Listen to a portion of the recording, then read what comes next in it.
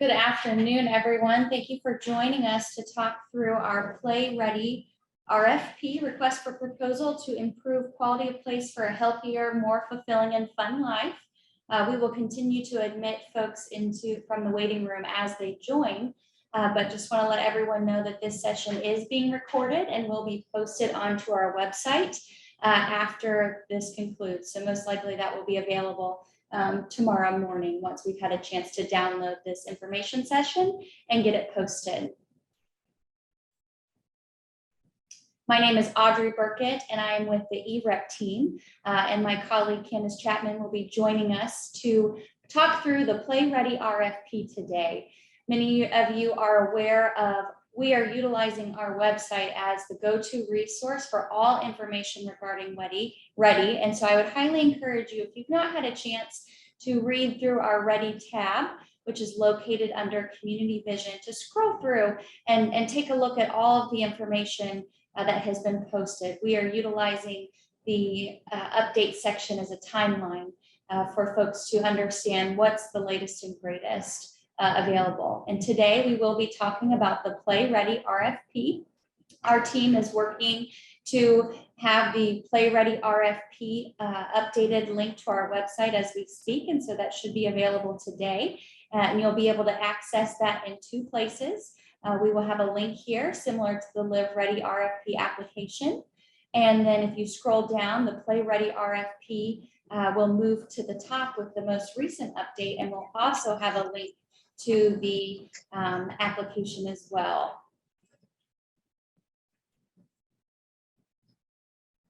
So let's dig into the PlayREADI RFP. We are going to be reviewing the PlayREADI RFP PDF. And then at the end, we will save some time to review any questions that this group may have that we've not been able to answer through the PlayREADI RFP.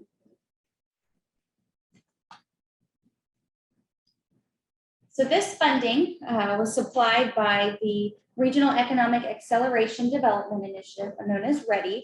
Our region was awarded $50 million, and that funding is flowing through the Southwest Indiana Regional Development Authority. This is a brief background. I would encourage you to look at another pre-recorded information session if you're looking for more of the understanding and the background of how this funding came to be. But today we really want to walk through the objective and offering. We want to talk through the general process and next steps.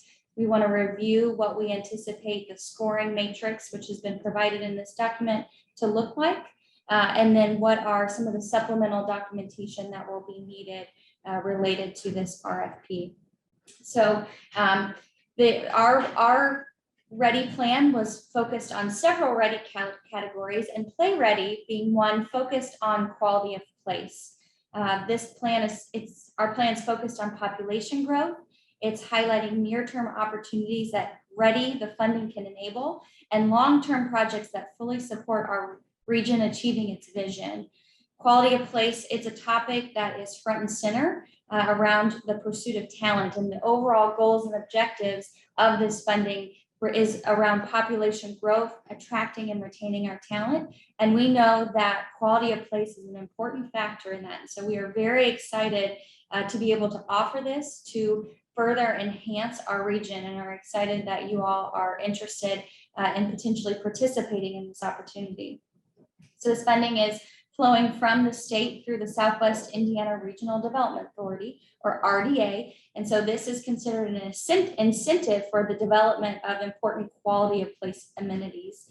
These proposals can be submitted by individuals, nonprofits, businesses, or other interested parties. We encourage these proposals to enhance and support creative projects that serve a wide, diverse mix of residents, while also driving our population growth, offering fun amenities to current residents. This should enhance the vibrancy and the livability of our region and our community. Proposed projects must be located within Vanderburgh, Warwick, Gibson, or Posey counties. These funds will be utilized to support these projects via a direct grant to the overall development. And so I would encourage you, if you've not had a chance to read through what is a READI project versus what is the ARPA component in the federal funding, to review the information session, the general information session that is posted on our website to further explain that piece. Examples of some of the components can include programmatic elements that support healthy lifestyles. This can include infrastructure, water sewer expansion, site preparation, and other associated hard costs.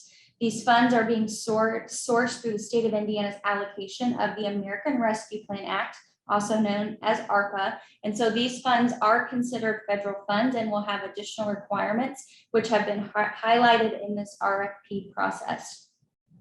Any PlayREADI RFP should highlight the uniqueness of the proposed project or program that contributes to creating a stronger sense of place, a stronger sense of quality of place within our city, within the region.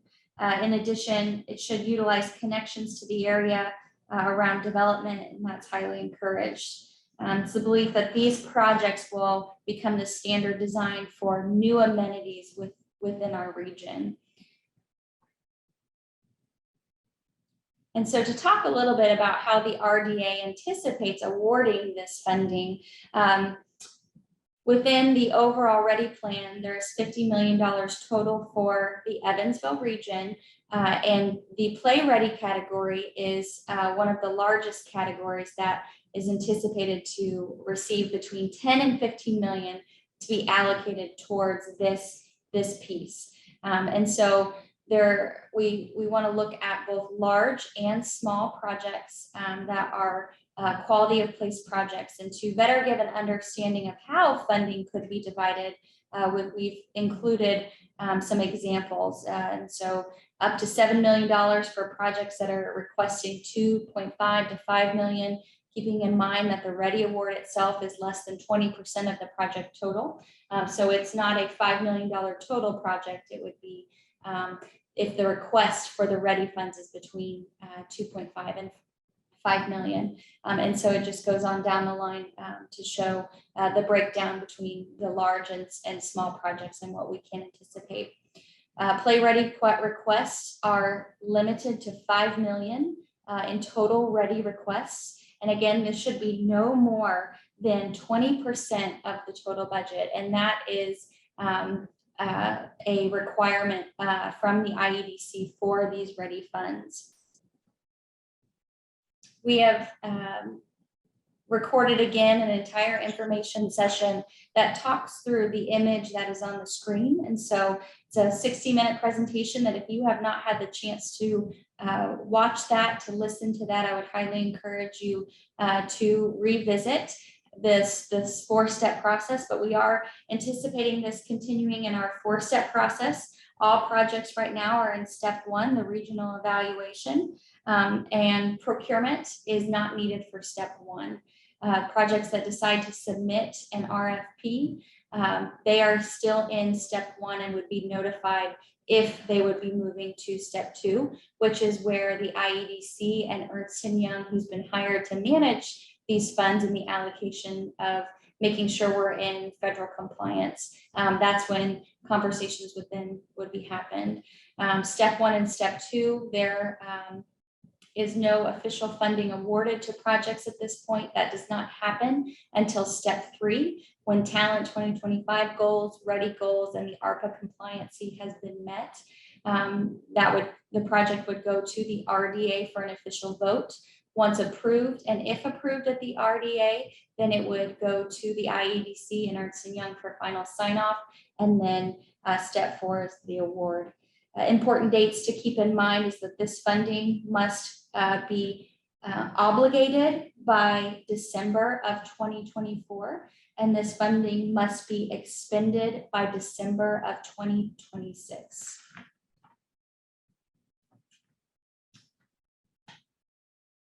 So let's talk a little bit about the scoring criteria. The proposals will be evaluated on the following categories, and the scoring system is 50 points total. There's 10 points available for the concept. This is about the quality of the proposed program and how this program is meeting the conformity within this RFP requirements. Projects should be able to highlight how they are able to benefit the broad public. There's more points awarded if this project has architectural renderings, there's images, maps, site plans, really how fully baked is this project. If a program has a detailed explanation, program flow documents, other relevant information, that is all recommended to fully understand what is this project, what is this program, to show what can be anticipated. There's 10 points awarded for team's experience. So we want to know the overall qualification of those that are working on this project, including experience, history, how other projects have been brought to fruition, and understanding the level of detail in those qualifications. There are financial considerations for this as well. This is not a 100% award of the READI funds. There is a match component to this. And so this section with financial considerations is an important piece. So we need the team to be able to show the financial capacity to be able to execute what they are sharing within the concept. And so showing the uses of costs, showing the funding sources. And it's important that the READI award is no more than 20% of this award. Dollar for dollar match on the local federal public funding side, and that the remainder should be coming from private sources. Projects that have commitment letters from funders, those show that the project is a more ready to go project. And so those would in turn score higher. So again, 10 points on the financial considerations. When we get to the need, quality and place enhancements are needed to meet our goals and objective of our community vision with Talent EDV, Talent 2025. And so this section here is really showing that projects that can show they are relevant to the community through a market study, through community surveys, that they can show and enhance quality of place and support the narrative that this project's needed and wanted within the region, those projects will score higher. Projects that have a letter of support from a community organization, and that community organization being one that has conducted some type of broad market research, those projects will score higher. So I'll pass it to my colleague Candace Chapman to talk through roadblocks addressed. Thanks, Audrey. So when we think about roadblocks, we're talking about two different things. What have you already addressed? What have you already thought through and overcome? And then what else do you see on the horizon? What else is still out there? It's okay if you share roadblocks with us. That we don't see that necessarily as a negative. It means that you are more prepared and you have a realistic expectation of kind of what might be coming in terms of getting the project to come to fruition, and then also be sustainable. Sustainability is another consideration in this process. So what roadblocks have been overcome and what are still out there coming up? And then completeness. This is not something we expect to be a problem, of course, but just have each of the items been addressed? Have you answered the questions completely? Or do we have to, follow up to check back in, and because some piece of it is missing? And then ARPA, again, ARPA needs to be just acknowledge that you've reviewed the pre-submission checklist, that you've thought through some of those things, and that you are committed to working with us as we have to meet the various requirements for compliance. So you just get 1 point for acknowledging that you have read that pre-submission checklist and are ready to move forward there.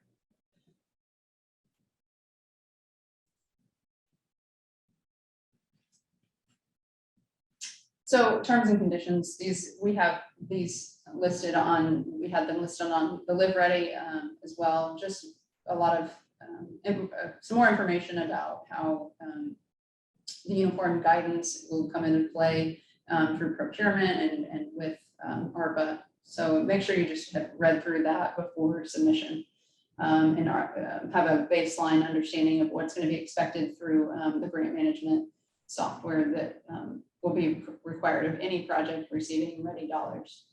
It would be highly encouraged for projects to review the link in number 3 on sam.gov. Sam.gov is something that will be required for projects if they are awarded any ready funds. This is the federal government's system for award management, and they utilize it as a tool to understand, are the entities receiving federal funding allowed, and have they followed the right information to go apply. So I would encourage you to make yourself familiar with that process.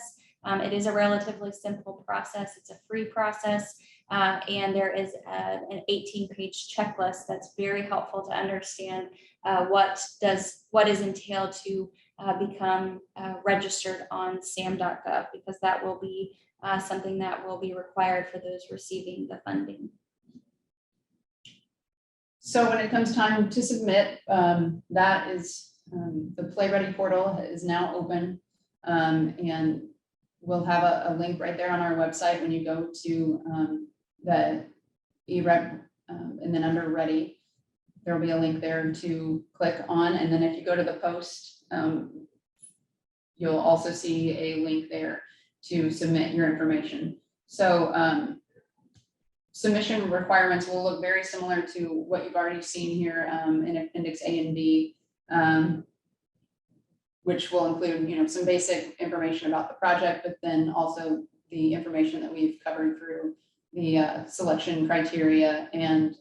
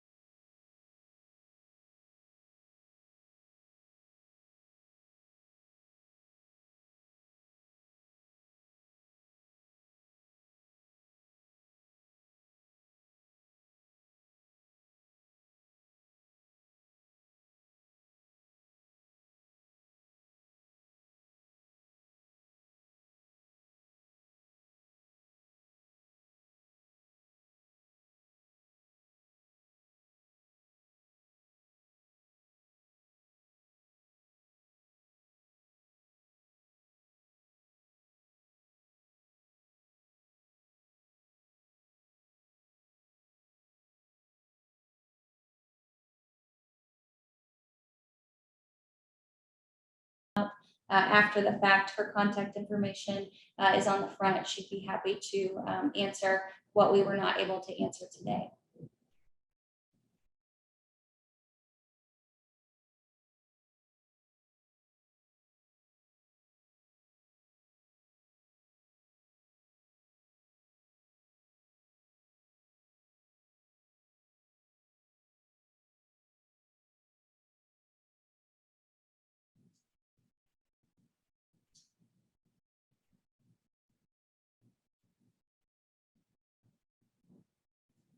Last chance.